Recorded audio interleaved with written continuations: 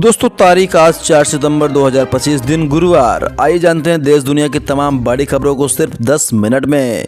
पर अभी तक आपने इस वीडियो को लाइक नहीं किया तो फटाफट वीडियो को लाइक करके चैनल को सब्सक्राइब कर लीजिए, क्योंकि यहाँ आपको देखने को मिलेंगी देश दुनिया की तमाम बड़ी खबरें सबसे पहले। उत्तर प्रदेश की योगी सरकार ने आउटसोर्स कर्मचारियों के लिए एक बड़ा और स्वागत योग्य फैसला लिया है। अब न केवल भर्ती प्रक्रिया को और पारदर्शी बनाया जाएगा, बल्कि कर्मचारियों को वेतन भी उनकी बुनियादी जरूरतों को ध्यान में रखकर तय किया गया है। इस नए नियम के तहत चपरासी और चौकीदार जैसे पदों पर कम से कम 20,000 रुपये वेतन मिलेगा, जबकि डॉक्टर और इंजीनियर जैसे पदों पर न्यूनतम 40,000 रुपये दिए जाएंगे। यह कदम निश्चित रूप से लाखों कर्मचारियों के जीवन में बदलाव लाएगा। रूस के कच्चे तेल का निर्यात फिर से बढ़ गया है। अमेरिका के राष्ट्रपति डोनाल्ड ट्रंप ने भारत पर 50% टैरिफ लगाया है। इस कारण रूस से भारत को होने वाला निर्यात कम हो गया, लेकिन चीन ने इसकी भरपाई कर दी है। भारत आने वाले टैंकरों में कच्चे तेल की मात्रा 1.3 मिलियन बैरल प्रतिदिन कम हो गई है। यह आंकड़ा मार्च के टॉप लेवल से लगभग 1/3 कम है। वहीं रूस से चीन को होने वाले कच्चे तेल की मात्रा में बढ़ोतरी हुई है। यह पिछले 5 महीनों में सबसे ज़्यादा 1.28 मिलियन बैरल प्रतिदिन पहुंच गया है। कुल मिलाकर रूसी बंदरगाहों के कच्चे तेल की साप्ताहिक निर्यात 7,77,000 बैरल प्रतिदिन बढ़कर 3.49 मिलियन बैरल तक पहुंच गया है। दिल्ली में 3 सितंबर 2025 को जीएसटी काउंसिल की बैठक में बड़े बदलाव हुए, जहां 12% और 28% के स्लैब खत्म कर दिए गए हैं। ज़्यादातर उत्पाद 5% और 18% में आएंगे। आपको बता दें 2,500 रुपये तक के फुटवियर और कपड़े सस्ते होंगे।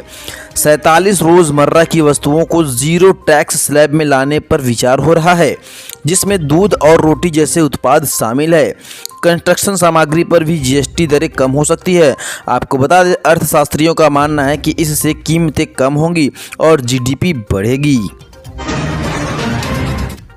साथ ही आपको बता दें अमेरिकी राष्ट्रपति डोनाल्ड ट्रंप पिछले 2 महीने से भारत पर ही नज़र गड़ाए बैठे हैं।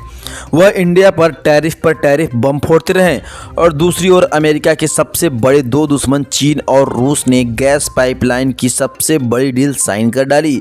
यह यूरोप और अमेरिका के लिए किसी बड़े झटके से कम नहीं है। वित्त मंत्री निर्मला सीतारमण की अध्यक्षता में जीएसटी परिषद की 56वीं बैठक संपन्न हो चुकी है। इस बैठक में आम लोगों को राहत देते हुए कई फैसलों पर मुहर लगाई गई। अब लोगों को रोज़मर्रा की चीज़ों पर 18% का टैक्स नहीं देना होगा। यानी देखा जाए तो रोज़ाना दैनिक जीवन में उपयोग होने वाले जैसे खाने पीने वाले उत्पाद सस्ते हो गए हैं। इसके अलावा फुटवियर और रेडीमेड कपड़ों की खरीद पर भी लोगों को ज़्यादा टैक्स नहीं देना होगा। केंद्रीय गृह मंत्रालय ने कहा है कि धार्मिक उत्पीड़न से बचने के लिए अफगानिस्तान, बांग्लादेश और पाकिस्तान से 31 दिसंबर 2024 तक भारत आए हिंदू, सिख, बौद्ध, जैन, पारसी और ईसाई समुदायों के लिए पासपोर्ट या अन्य यात्रा दस्तावेजों के बिना भी देश में रहने की अनुमति दी जाएगी। आदेश में साफ किया गया है कि नेपाल और भूटान के नागरिकों को भारत आने जाने या यहाँ रहने के लिए पासपोर्ट और वीज़ा की ज़रूरत नहीं होगी, बशर्ते वे भारत में सीमा मार्ग से प्रवेश करें। प्रधानमंत्री नरेंद्र मोदी 15 सितंबर को पूर्णिया हवाई अड्डे का उद्घाटन करने बिहार के पूर्णिया आएंगे। वह सीसबाड़ी गांव में एक जनसभा को भी संबोधित करेंगे। साथ ही महिला सशक्तिकरण उपायों के तहत प्रत्येक परिवार को एक महिला के बैंक खाते में 10,000 रुपये की राशि हस्तांतरित की जाएगी। उन्होंने कहा कि प्रधानमंत्री एक विकसित बिहार के सपने को साकार करने की विजन के साथ आ रहे हैं।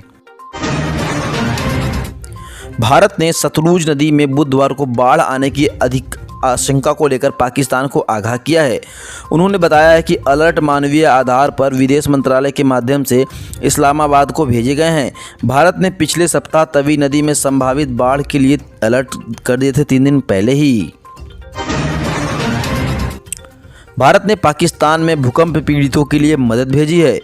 विदेश मंत्री एस जयशंकर ने मंगलवार को बताया भारत से यह मदद हवाई मार्ग से काबुल पहुंची।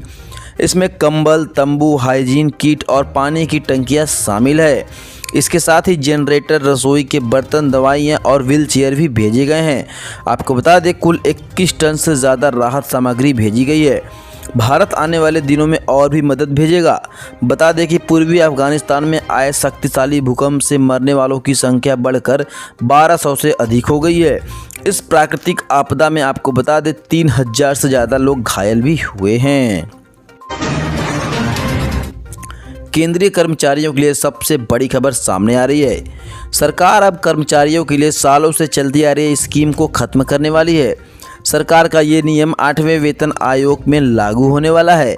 जब देश में 8वें वेतन आयोग पर चर्चा जोरों पर है तो एक बहुत ही बड़ा सवाल कर्मचारियों के मन में आ रहा है कि क्या इस वेतन आयोग के तहत CGSH स्कीम को बंद कर दिया जाएगा। आपको बता दें, राजस्थान सरकार ने पालनहार योजना 2025 की शुरुआत की है। इस योजना के जरिए बच्चों को हर महीने वित्तीय सहायता दी जाती है ताकि उनकी परवरिश, पढ़ाई और बुनियादी ज़रूरतों को पूर्ति हो सके। पालनहार योजना का लाभ जन्म से लेकर 18 वर्ष की आयु तक आपको बता दें हर बच्चे को मिलता है। इस योजना में 0 से 6 वर्ष की आयु के बच्चे को 1500 रुपये प्रति माह राशि दी जाती है।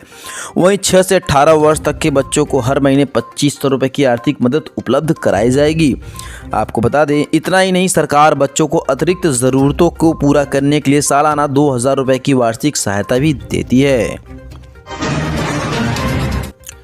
प्रधानमंत्री आवास योजना 2025 उन लाखों परिवारों के लिए उम्मीद की नई किरण है जो अपने खुद के घर को सपना देख रहे हैं लेकिन आर्थिक कमजोरी के कारण उसे पूरा नहीं कर पा रहे हैं। इस योजना के तहत पात्र लाभार्थियों को पक्के घर बनाने के लिए वित्तीय सहायता प्रदान की जा रही है। आपको बता दें, यह योजना लक्ष्य 2025 तक अधिक से अधिक परिवारों को इस सुविधा से जोड़ना है। खासकर ग्रामीण इलाकों में पक्के घरों की संख्या बढ़ाने पर भी विशेष जोर दिया जा रहा है। अगर आप भी इस योजना का लाभ उठाना चाहते हैं तो कमेंट में हमें ज़रूर बताएं ताकि हम आपकी मदद कर सकें। रूस के राष्ट्रपति व्लादिमीर पुतिन ने चीन में सैन्य परेड और शंघाई सहयोग संगठन SCO शिखर सम्मेलन में हिस्सा लेने के बाद अपने संबोधन में रूस यूक्रेन युद्ध पर एक बड़ा बयान दिया है। आपको बता दें, पुतिन ने कहा है कि उन्होंने यूक्रेनी प्रेसिडेंट व्लादिमीर जेलेंस्की से मिलने से कभी इनकार नहीं किया। उन्होंने कहा कि अगर वो मुझसे मिलना चाहते हैं तो वो उन्हें मॉस्को आना चाहिए। हालांकि पुतिन ने घोषणा की है कि अगर शांति समझौता नहीं हुआ तो रूस लड़ाई जारी रखेगा और रूसी सेनाएं पूरे यूक्रेन में आगे बढ़ रही हैं। उन्होंने यह भी जोर देकर कहा कि रूस की कीमत पर यूक्रेन की सुरक्षा सुनिश्चित नहीं की जा सकती। पहाड़ों से बरसते पानी न केवल हिमाचल, उत्तराखंड, जम्मू कश्मीर को ही नहीं बल्कि पंजाब को भी बेहाल कर रखा है। हालात को देखते हुए पंजाब सरकार ने पूरे राज्य को आपदाग्रस्त घोषित कर दिया है। राज्य में अभी तक 4 लाख एकड़ से ज़्यादा फसल बर्बाद हो चुके हैं। राज्य में 23 जिले आपको बता दें जिनमें पानी से डूबे हुए हैं। हालात को देखते हुए पंजाब सरकार ने 7 सितंबर तक तमाम शिक्षण संस्थान बंद रखने का फैसला लिया है। मतलब कि साफ है, आने वाले दिनों में आफत और भी बढ़ने वाली है। बीजिंग में हुई SCO समिट में भारत, रूस और चीन की तिकड़ी एकजुट होने के बाद ट्रंप बहुत ज़्यादा परेशान चल रहे हैं। उन्हें लग रहा है कि अगर तीनों देश आर्थिक रूप से इकट्ठे होकर फैसले करने लगे तो अमेरिका के बुरे दिन आने में देर नहीं लगेगी। जी हाँ, इसलिए अब उन्होंने एक बार फिर दुनिया को अमेरिका की अहमियत बताने की कोशिश की है। अपना बड़बोलापन एक बार फिर जाहिर करते हुए उन्होंने कहा कि US के बिना पूरी दुनिया में कुछ नहीं है और उसके बिना हर एक चीज़ मर जाएगी। वैसे दोस्तों, आपको क्या लगता है? कमेंट बॉक्स में अपनी राय हमें ज़रूर दें। भारत, ब्राज़ील समेत दुनिया के कई देशों पर लगाए गए भारी भरकम टैरिफ का बचाव करते हुए अमेरिकी राष्ट्रपति ने कहा है कि इस फैसले ने US को वित्तीय रूप से मजबूत करने में मदद की है। उन्होंने साथ ही ये भी कहा है कि टैरिफ की वजह से हमें केवल रेवेन्यू ही नहीं बल्कि दूसरी चीज़ें भी मिली है। ट्रंप ने अमेरिका को दुनिया में सबसे तेज़ी से आर्थिक तरक्की करने वाला देश भी बताया है। आपको क्या लग रहा है? ज़रूर बताएं कमेंट में। SCO समिट खत्म होने के बाद अब चीन बुधवार को मिलिट्री परेड करने जा रहा है। इस नए कोल्ड वॉर की परेड भी कहा जा रहा है और अमेरिका के खिलाफ शक्ति प्रदर्शन के तौर पर देखा जा रहा है। आपको बता दें, इस मौके पर चीन के राष्ट्रपति शी जिनपिंग ने ट्रंप के सारे इंटरनेशनल दुश्मनों को भी बुलाया है। वो सभी ग्लोबल लीडर इस समय बीजिंग में मौजूद है। चीन ने चुन चुनकर अमेरिका के विरोधी देशों को एक मंच पर बैठाने का प्लान बनाया है और 70 मिनट की विक्ट्री परेड से ट्रंप को ये मैसेज दिया है कि वो एक नई धुरी तैयार कर रहे हैं और अमेरिका से भी बिल्कुल पीछे नहीं है चाइना।